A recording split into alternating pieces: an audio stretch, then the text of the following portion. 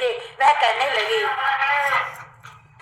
कहने लगी, उस युवती ने कहा, अजी महात्मा जी, एक क्षण भर के लिए यहाँ है और ये सब मेरी सेवा करने के लिए ही। कृष्ण गोविंद हरे मुरारी, हे नाथ नारायण वासुदेवा।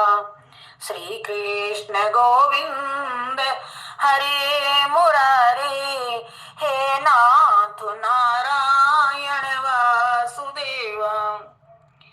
हे नाथ नारायण वासुदेवा, हे नाथ नारायण वासुदेवा।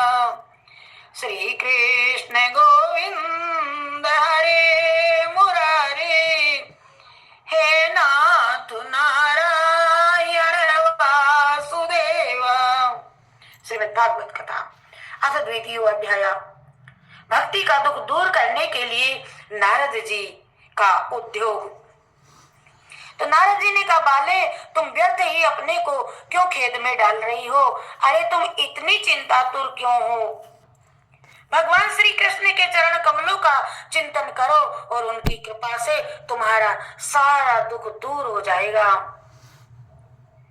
जिन्होंने कौरवों के अत्याचार से द्रौपदी की रक्षा की थी और गोप सुंदरियों का सनाथ किया था, वे श्री कृष्ण कहीं चले थोड़े ही ना गए हैं।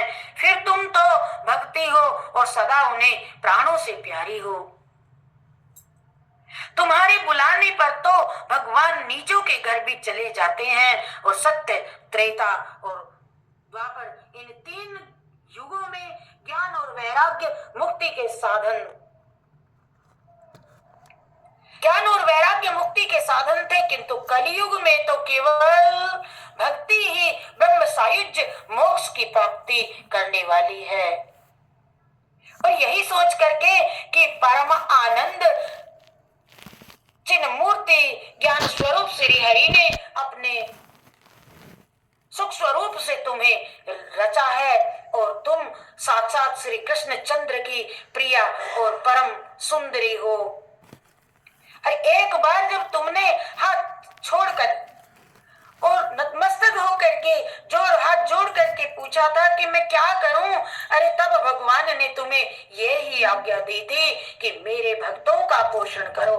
भक्ति तुम्हें यही काम सौंपा और तुमने भगवान की ये आज्ञा स्वीकार कर ली। इससे तुम पर श्री हरि बहुत प्रसन्न हुए और तुम्हारी सेवा करने के लिए मुक्ति को तुम्हें दासी के रूप में दे दिया और इन ज्ञान वैराग्य को पुत्रों के रूप में तुम्हें दिया है। तुम अपने साक्षात स्वरूप से वैकुंठ धाम में ही भक्तों का पोषण करती रहो और भूलोक में तो तुमने उनकी पुष्टि के लिए केवल छाया रूप धारण कर रखा है।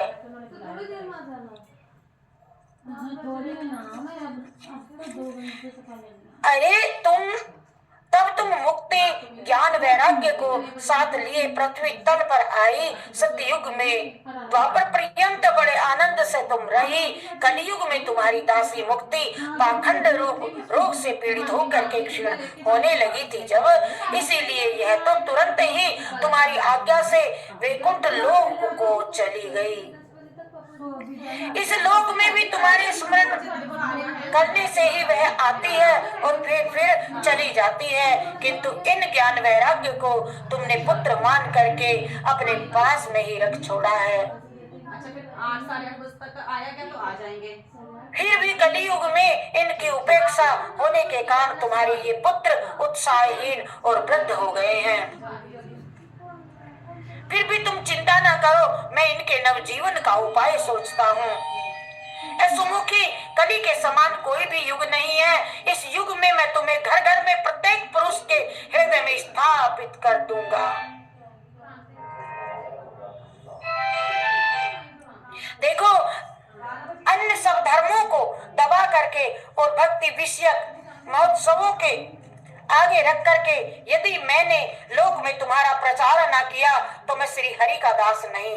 नारद जी ने कहा, इस कलियुग में जो जीव तुमसे युक्त होंगे वे पापी होने पर भी बेखट के भगवान श्री कृष्ण के अभय धाम को प्राप्त करेंगे।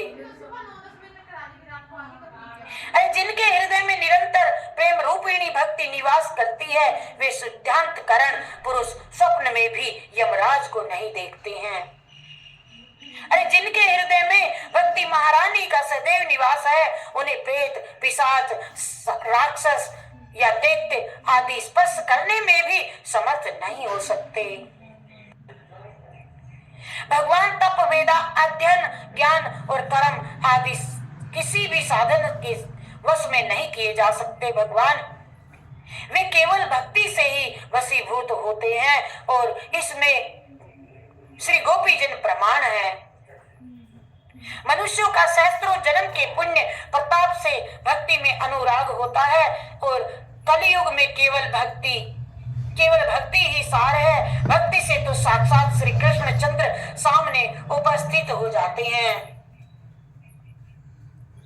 जो लोग भक्ति से द्रोह करते हैं वे तीनों लोक में दुख ही दुख पाते हैं। और पूर्व काल में भक्त का तिरस्कार करने वाले दुर्वासा ऋषि को बड़ा कष्ट उठाना पड़ा था।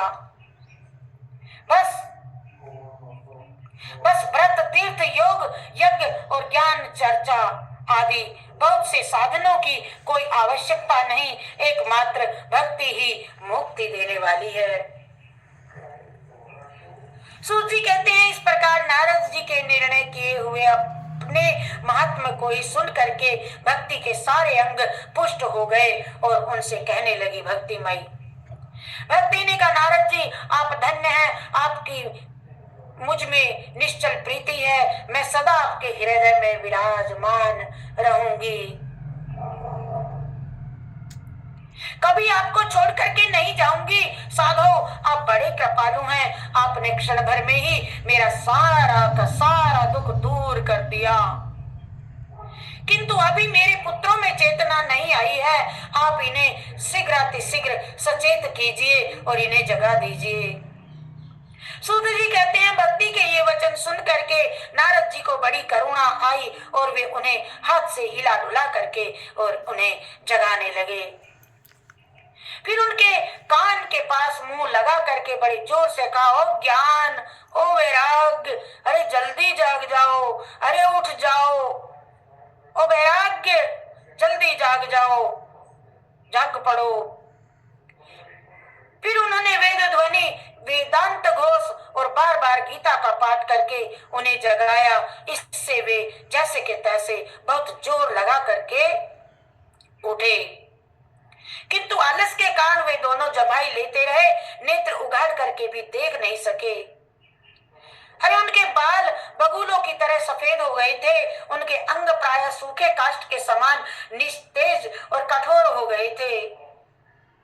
इसी प्रकार भूख प्यास से मारे अत्यंत दुर्लभ वे भूख प्यास के मारे अत्यंत दुर्बल होने के कारण उन्हें फिर सोते देख नारद जी को बड़ी चिंता हुई और वे सोचने लगे अब मुझे क्या करना चाहिए। इनकी ये नींद और इससे भी बढ़ करके उनकी वृद्धावस्था कैसे दूर हुए। तो सोनक जी इस प्रकार चिंता करते करते भगवान का स्मरण करने लगे और उसी समय यह आकाशवाणी हुई कि हे मुनि खेद मत करो, तुम्हारा ये उद्योग निसंदेह सफल होगा। और देवऋषि इसके लिए तुम एक सत् कर्म करो, वह कर्म तुम्हें संत शिरोमणि महानुभाव भी बतलाएंगे और उस सत्कर्म का अनुष्ठान करते ही अक्षण भर में इनकी नींद और वृद्धावस्था चली जाएगी और तथा सर्वत्र भक्ति भक्ति भक्ति का ही प्रसार होगा और ये आकाशवाणी वहां सभी को साफ साफ सुनाई दी। इससे नारद जी को बड़ा विस्मय हुआ और वो कहने लगे कि मुझे तो इसका कुछ आशय समझ में ही नहीं आया। नारद जी बोले इस आकाशवाणी ने ही गुप्त रूप में ही बात कही है और यह भी नहीं बताया कि कौन सा साधन किया जावे। जिसके जिससे इनका कार्य सिद्ध हो, और वे संत न जाने कहाँ मिलेंगे और इस प्रकार उस साधन को मुझे बतलाएंगे। जब आकाशवाणी ने जो कुछ कहा है उसके अनुसार मुझे क्या करना चाहिए? तो सूत जी कहते हैं, सोनक जी, तब ज्ञान वैराग्य दोनों को वहीं छोड़ करके महामुनि वहां से चल पड़े और प्रत्येक तीर्थ में जा करके मार्ग में मिलने वाले मुनि ईश्वरों से यह सब साधन पूछने लगे। उनकी उस बात को सुनते तो सब थे, लेकिन उस विषय में कोई कुछ बताता नहीं था, किंतु उस विषय में कोई भी निश्चित उत्तर नहीं देता। किन्हीं ने उन्हें असाध्य बताया, कोई बोले अरे हाँ ठीक है, क्या इसका ठीक ठीक पता लगाना ही कठिन है। कोई सुन करके चुप रह गए और कोई तो अपनी अवज्ञा होने के भय से बात को टाल टूल करके खिसक गए। त्रिलोकी में महान आश्चर्यजनक हाहाकार मच गया। लोग आपस में कानाफूसी करने लगे, रे भाई, जब देव और वेद ध्वनि, वेदांत घोष और बार बार गीता पाठ सुनने पर भी भक्ति ज्ञान वैराग्य ये नहीं जगाए जा सके, तब और कोई उपाय नहीं है। स्वयं योगी राज नारद जी को भी जिसका ज्ञान नहीं है, तो वह दूसरे और संसारी लोग कैसे बता सकते हैं। इस प्रकार जिन जिन ऋषियों के इसके विषय में जिन जिन ऋषियों ने पूछा गया, जिन जिन ऋषियों से, उन्होंने निर्णय करके यही कहा कि बात तो बड़ी दुस्साध्य है। तब नारद जी बहुत चिंतातुर हुए और बद्री वन में आए और ज्ञान वैराग्य को जगाने के लिए वहां उन्होंने ये निश्चय किया कि मैं ही तप करूंगा। और इसी समय उन्हें अपने सामने करोड़ों सूर्यों के समान तेजस्वी सनकादि मुनीश्वर दिखाई दिए। उन्हें देख करके वे मुनि श्रेष्ठ कहने लगे। तो नारद जी ने कहा, महात्माओं, इस समय बड़े भाग्य से मेरा आप लोगों के साथ समागम हुआ है। आप मुझ पर कृपा करके शीघ्र ही मुझे साधन बतलाइए। आप सभी लोग बड़े योगी, बुद्धिमान और विद्वान हैं। आप देखने में 5-5 वर्ष के बालक से लगते हो, जान पड़ते हो, किंतु है पूर्वजों के भी पूर्वज आप। श्री व्यास देव जी ने इसे भक्ति ज्ञान वैराग्य की स्थापना के लिए प्रकाशित किया है। पूर्व काल में जिस समय वेदांत के पारगामी और गीता की भी रचना करने वाले भगवान व्यासदेव खिन्न होकर के अज्ञान समुद्र में गोते खा रहे थे, उस समय आपने ही उन्हें 4 श्लोकों में इसका उपदेश किया था। उसे सुनते ही उनकी सारी चिंता दूर हो गई थी। और फिर उसमें आपको आश्चर्य क्यों हो रहा है? जो आप हमसे प्रश्न कर रहे हैं, आपको उन्हें शोक और दुख का विनाश करने वाला श्रीमद् भागवत सुनाना चाहिए। नारद जी ने कहा, महानुभावों, आपका दर्शन जीव के संपूर्ण पापों को तत्काल नष्ट कर देता है और जो संसार दुख रूप दावानल से तपे हुए हैं, उन पर शीघ्र ही शांति की वर्षा करता है। आप निरंतर शेष जी के सहस्त्र मुखों से गाए हुए भगवत कथामृत का ही पान करते रहते हैं।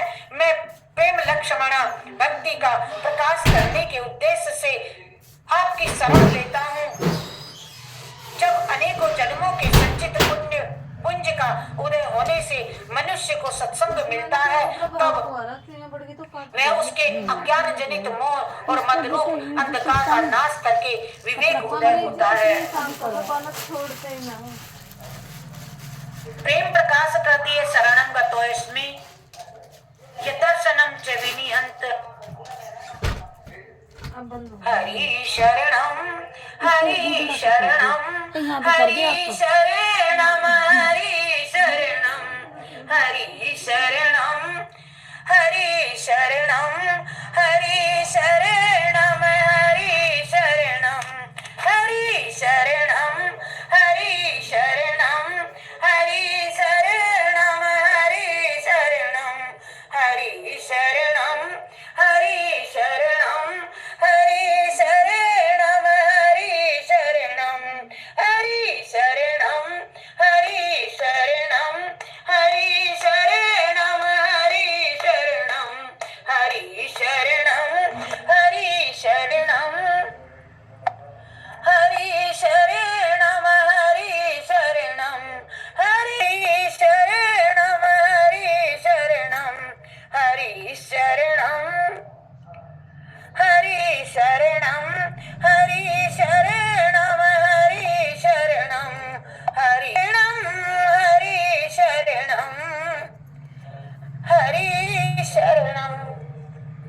मिनट का विराम ले करके अभी करेंगे पाठ।